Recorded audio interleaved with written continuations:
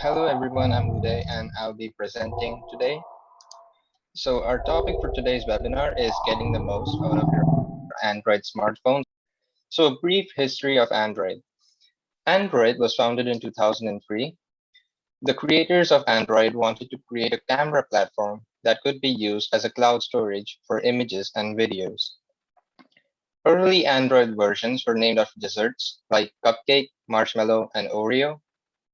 Now, there are over 24,000 devices that support Android operating system. So, after being founded in 2003 by Andy Rubin, Nick Sears, Rich Miner, and Matthias, in 2004, they made Android into an operating system. In 2005, Google Incorporated, which is just Google, purchased Android. And in 2008, the first Android OS smartphone named HTC Dream was released. So pricing. There is no additional price to install the Android operating system. Any new Android phone will have the OS. Android also comes with pre-installed Google applications like Gmail or Google Play Store. Some features may not be compatible with older devices, so if you download Android in a smartphone which has older hardware, some of the features might not be available. So some of the notable Android OS brands are Samsung, Moto, Asus, Huawei, LG, Google, Xiaomi, Lenovo, Nokia, Oppo, Sony, HTC, Vivo, OnePlus, and BlackBerry. So these are a lot of brands, and some of the really famous ones are like Samsung, Asus, Sony, and Nokia. So phones with Android OS. So currently, the best high-end Android smartphone in the market is the Samsung Galaxy S21 Ultra. It has three different types of storage, so you can buy one which comes with 126 gigabytes of storage or with 256 gigabytes and 512 gigabytes. It has a 40 megapixel front camera or three front cameras. It has a 6.8-inch screen size, and you can also choose two different types of RAM, that is 12 gigabytes of RAM and 16 gigabytes of RAM. All variants of this phone come with a 5000 milliampere hour battery, and the screen has a 120 Hz refresh rate. The price for this phone is over $1,600. A cheap Android phone. So this is the OnePlus Nord N100. It has a storage of 64 gigabytes and it can be extended up to 256 gigabytes. This phone also has three front cameras, which can zoom in up to 8 megapixels. It has a 6.52-inch screen size, 4 gigabytes of RAM, and 5,000 milliampere hour battery, and 90 hertz screen refresh rate. So this phone costs $240. So the best budget phone. So this is the Samsung Galaxy A52 5G. It comes with a 128 gigabyte storage, 32 megapixel front camera, 6.5-inch screen size, 6 gigabytes of RAM, a 4,500 milliampere hour battery, and a 90 hertz screen refresh rate. So this one costs $660. So what are the advantages and disadvantages of the Android OS? So the advantages, the Android phones come in like a variety of designs and sizes. They have expandable memory and better hardware configurations. They are highly customizable and you can download third-party apps from places like Google Play Store or maybe Google Chrome. They are budget friendly, so we just saw in our examples that one of them was worth $240 and the other one was $1,600. So there's a wide variety of phones you can buy. The disadvantages. So having a Google account is encouraged to enjoy the full experience of the Android operating system. So if you already have a Google account, this shouldn't be a problem really. But if you don't have an account and you don't want to make one, then you won't actually be able to enjoy all the features on an Android smartphone. They are more susceptible to viruses caused by third-party apps because, if you can download them, you could possibly also download a virus that comes along with them. Lots of bloatware. Android phone manufacturers install duplicate apps. So we just saw how many phone companies there were on that slide, right? And those are just some of the phone companies that actually make Android phones. And a lot of them copy the apps. So there's a lot of bloatware. Connectivity and networking. So it's not as smooth and easy as compared to iOS, which is like the Apple operating system. So some of the tips and tricks for Android users. So the screenshots you're going to see will differ from the settings in your own phone, but the basic idea is similar. So the first thing is the eye comfort / blue light filter. So what blue light filter basically does is it reduces the eye strain. It reduces the strain on your eyes. The display will have a warmer tone, so it'll become kind of yellowish. It can be scheduled for a specific time. So you can see here in this photo, it starts at 10 p.m. and it ends at 7 a.m. The color temperature can be adjusted. So you can go from a bluish screen to a sort of like yellowish screen. And it's really helpful in low light conditions. And I will be showing how to enable this in the demo. Always on display. So it displays information even when your screen's off. So you can see it in this photo here that the screen's off and you can still see the time, date, and temperature. So this can also be scheduled for a particular time like the blue light filter. But one of the disadvantages of using this is that it drains your battery really fast. Fingerprint or Face ID. So this uses biometrics to unlock your phone. It's much faster and efficient than typing a password because, it takes time to type a password. And you don't also, you will have to remember your password still because just in case your fingerprint doesn't work, or maybe you get a haircut and it can't recognize your face, you might have to open your phone using your password. Increase safety measures because, if someone wants to open your phone now, they will need your fingers. And even if someone has seen your password, that won't be an issue because you're using your fingers to open this phone. It's harder to hack into, and this can also be accessed and enabled from the settings app. So enabling dark mode. So this also causes less eye strain and the screen basically just becomes darker. So you can see the screen's white in this photo, but once you enable it, it becomes black and the text will become white. So it saves battery because some of the pixels on your screen would be off. So where there's no information like this white space here, if it's on dark mode, there won't be any light there and that would save you battery. And this can also be enabled from the settings app. Changing display and font size. So if you have trouble reading the small text size on your phone screen, you can change your display size or you could change the text size on your phone. That would make it much easier to read and it would reduce the strain on your eyes. It allows the reader to comprehend the text more easily and it can be accessed from the settings app. So customizing the notification panel. So you can choose what settings you want to access. So when you open your notification bar, you see all these options here. And this would differ in different Android phones, but there should be a settings option that says manage notifications or a 3-dot menu bar like this that allows you to change the setup of the buttons here. So you can rearrange and move stuff around. Like you want the Wi-Fi symbol here to be on the location place, you can just move that there.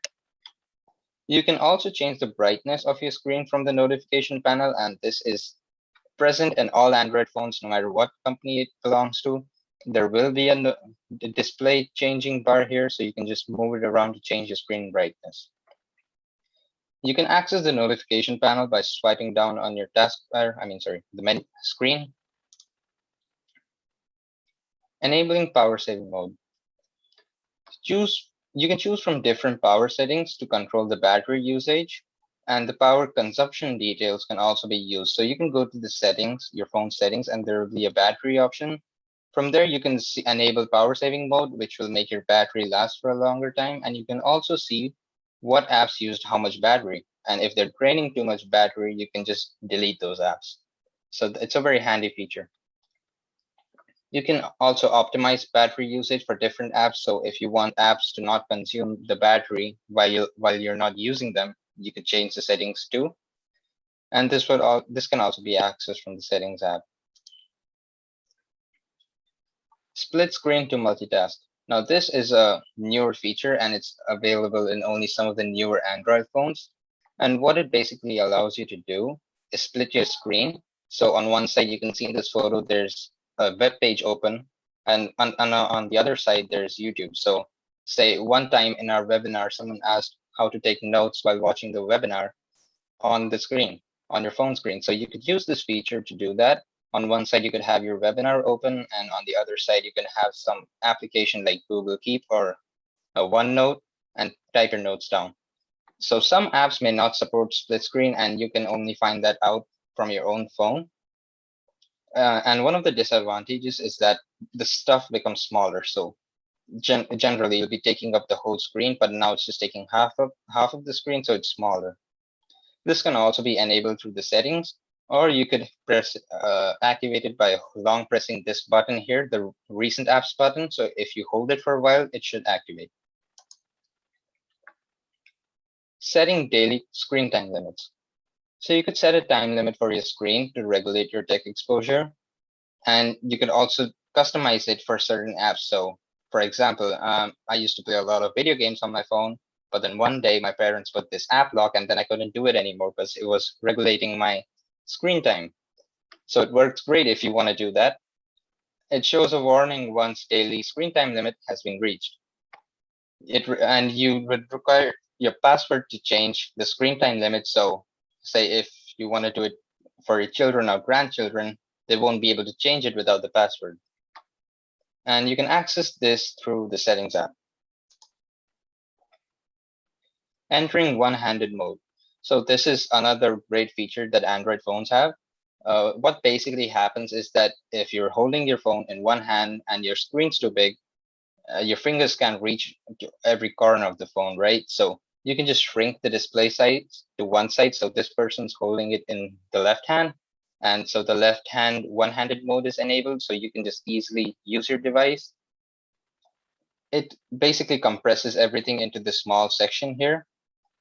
You can enable this in settings, or you can enable this by swiping down on the bottom of your screen.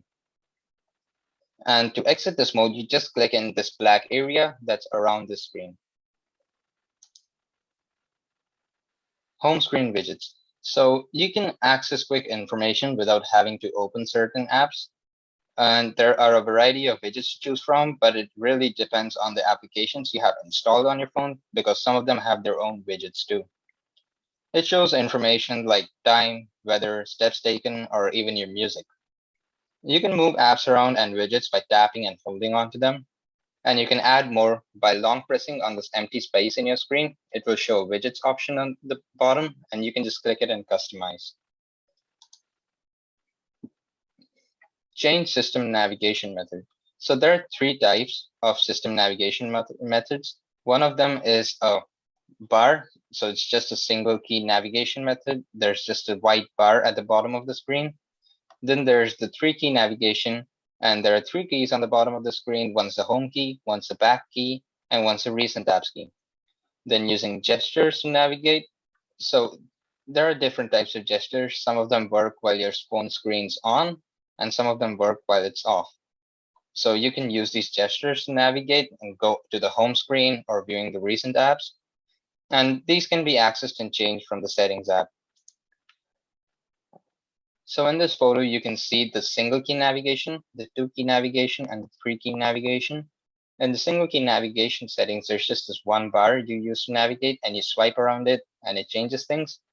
And the two key navigation, the one in the middle, that acts as the home button and that acts as the back button.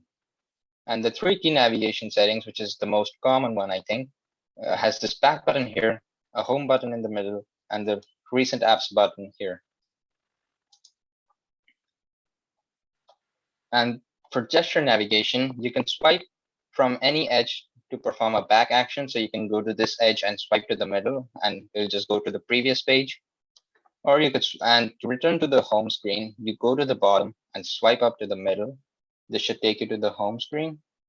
And to view your recent apps without using any buttons, just gestures, you swipe up and just hold your finger there. So this will show all the apps around this app, the current app you're using, and it will show you all the recent apps.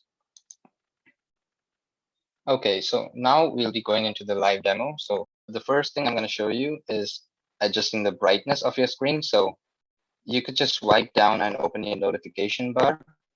And you can see that there's a setting bar here, and I can just move it around to change the brightness.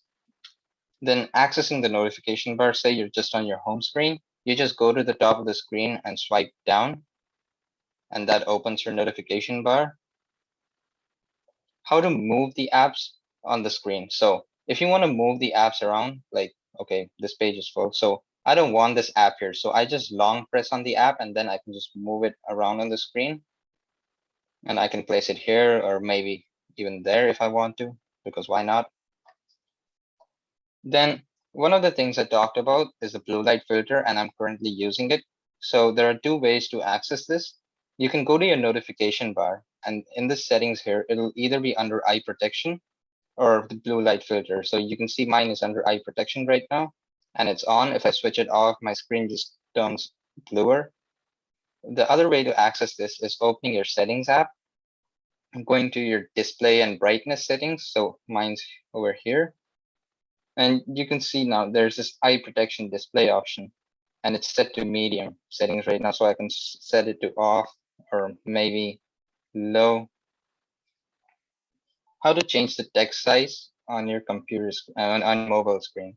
So you go to display and brightness again. So you open settings again. You go to display and brightness. There is an option that would either say font or display size. So you open font and you can see it's set to low right now. I mean medium right now, so I could increase this a bit by moving this bar around so it's bigger now, and this is the maximum size I can take it to. So adding widgets. So you can go to your home screen for this. So you can see on the top of the screen, I have a Google widget there, the Google search bar. I can add more by holding onto my screen in an empty space, and it gives me three options down here: settings, widgets, and wallpaper. So I can go to widgets here, and there are multiple choices that I can choose from. So I'm going to choose Gmail here. So you hold on to it, then you drag it and place it where you want to. So now I can see all the mails from here directly instead of opening the Gmail app that's over here. And there are many other widgets like this one. I can also adjust the size. So if I hold on to it, I can make it wider, or I could make it longer, but since there are apps below it, I cannot do that right now. So entering one-handed mode.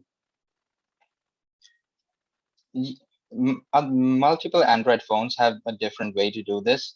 So you can either go to the center of your screen and swipe your thumb down, or in the case of my phone, I go to the corner of my screen. So I'm on the bottom right corner, and then I swipe to the middle of the screen, and it's on single-handed mode right now. And you can do the same thing with the left hand too. You go to the bottom corner, and then you swipe to the middle of the screen, and it goes to one-handed mode again. So entering power saving mode. For this, you can either go to the notification bar, and in the notification settings, there is a low power mode. So if I click on that option, it should go to battery saving mode, or you can go from the settings, you go to settings and then battery. So from here, I can see what apps are consuming my battery the most. So right now it says Zoom because I'm presenting my screen, and then other system apps and hardware and others. The low power mode options here too. And since I'm running an older version of Android, it won't show me all the other options like performance mode and things like that. You can also app optimize your battery usage. So you can go to different apps and say, I was playing Call of Duty today and it was consuming too much battery. So I can click optimize and then it would not consume too much battery. Then fingerprint lock. So this can also be accessed from the settings. So if I go to my settings now, and there's this fingerprint and passcode option here. So once I enter my passcode, I can add different fingerprints. So I have 5 of my fingers added to this right now. So I can open it with any one of those 5 fingers. I could also change my passcode from here. Now, removing app shortcuts from the screen, and this will be the last thing I'll be showing. So say the setting shortcut, I don't want it here. So I can just hold on to it. I can long press on it and there'll be a remove option on the top of the screen. So I just drag it up to there and just leave it. And then that's gone. And since settings is an inbuilt app, I cannot uninstall it. If I want to uninstall an app, I can hold on to Zoom, for example, and it shows me two options now, remove and uninstall. So if I drag it over to uninstall and leave it, that would uninstall my application. Same thing goes for widgets too. So this widget I added earlier, the Gmail one, I can hold on to it and then I can drag it up to remove and now it's gone. That's it for the live demo. Thanks for watching.